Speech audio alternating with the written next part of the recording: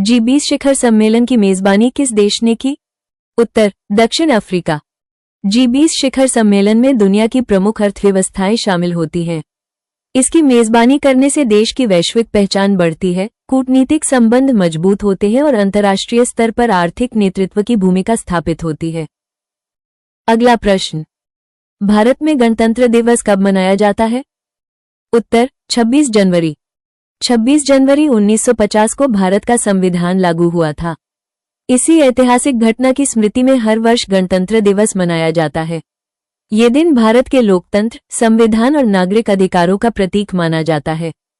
अगला प्रश्न, राष्ट्रीय युवा दिवस किस महापुरुष की जयंती पर मनाया जाता है? उत्तर, स्वामी विवेकानंद।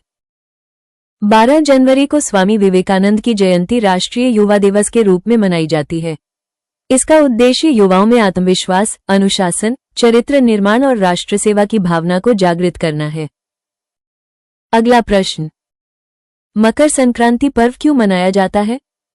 उत्तर, सूर्य के मकर राशि में प्रवेश के कारण। मकर संक्रांति सूर्य के मकर राशि में प्रवेश करने पर मनाई जाती है।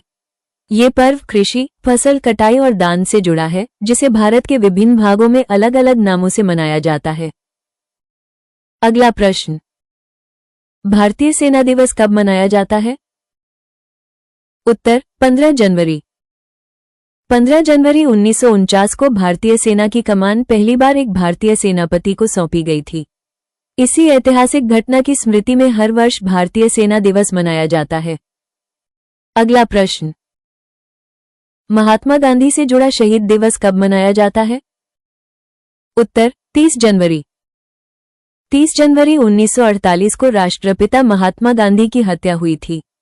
ये दिन शहीद दिवस के रूप में मनाया जाता है और देश के लिए बलिदान देने वाले महान नेताओं को श्रद्धांजलि अर्पित की जाती है। अगला प्रश्न, जनवरी माह में बजट से जुड़ी कौन सी महत्वपूर्ण गतिविधि होती है? उत्तर, केंद्रीय बजट की तैयारी। जनवरी माह में केंद्र सरकार आगामी केंद्रीय बजट की तैयारियां अंतिम चरण में पहुंचती है।